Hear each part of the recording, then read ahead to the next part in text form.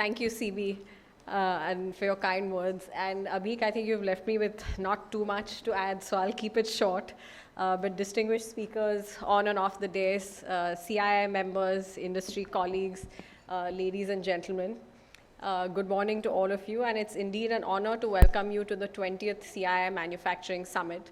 I think this is a milestone that reflects not only 2 decades of convening of thought leadership in the manufacturing industry, but also the rising strategic importance of Indian manufacturing in the global economy. And first of all, I would like to take this opportunity also to thank and congratulate Mr. Jamshed Godrej. I think his unwavering passion, vision, and deep commitment have been the driving force behind not just the summit's incredible success since inception, but also the continuity. And having worked with him closely in the planning stages of this summit and a few others preceding it, I can attest to his personal involvement and also his stewardship in keeping this conversation around Indian manufacturing not only relevant, but also very progressive. So thank you for that. The theme for today's summit, Future-Proofing Manufacturing, Embracing Disruptive Technologies, couldn't be more relevant in the current context. I think India stands at a manufacturing crossroads. And we're not starting from scratch, but rather we're building from strength. And as we all know, the landscape ahead looks very different from the one we've known in the past. We are on track to become the world's 3rd largest economy, but for that to really become a reality, I think manufacturing must contribute far more than it does today.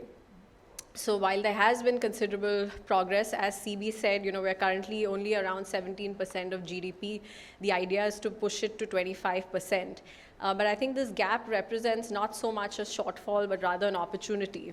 And the bigger shift is not just about what and how much we manufacture, but really how we manufacture going forward. So globally, I think we're looking at 3 defining trends. One, of course, is how technology is reshaping the factory floor. So automation, AI, IoT aren't just optional, but they're foundational now. Similarly, sustainability is now driving competitiveness. So green manufacturing is not just a boardroom imperative or a compliance issue, but I think it's something that's become very integral to how we look at business going forward. And lastly, geopolitics is rewriting supply chains. And India is actively being considered a serious alternative to traditional hubs. So I think if we want to lead rather than follow in this environment, we need to evolve quickly and decisively with technology as a core strategy. And the future factory will be integrated, data-driven, and intelligent. So if you look at in 2024 alone, Indian manufacturers increased investments in industrial automation by over 30%, according to CII's estimates. But adoption still remains uneven, especially amongst MSMEs, which form the backbone of the sector. And this is something, as CB mentioned, we've been working a lot on capacity building and knowledge sharing through various initiatives.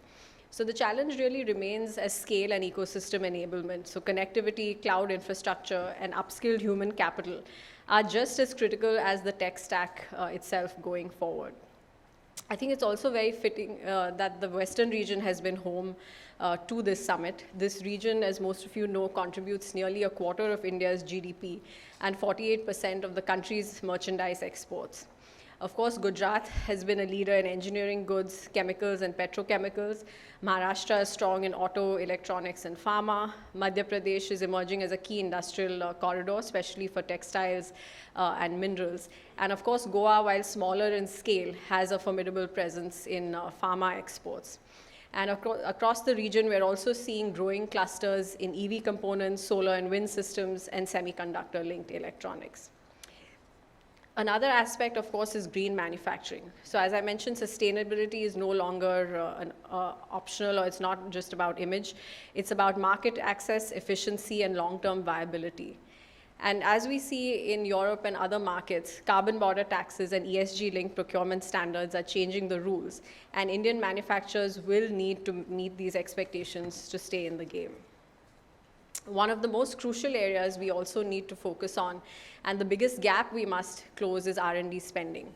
India spends less than 1% of its GDP on R&D, far below other major manufacturing economies. And I think without higher investments in material science, industrial design, and product innovation, we risk becoming efficient assemblers rather than global product leaders. We also need a sharper talent strategy. Future-ready manufacturing requires technicians who understand the skills of the future, and CII has been a leading catalyst for this change with multiple skilling initiatives across the region and sectors, and we hope that these efforts will soon translate into a tangible improvement in the workforce.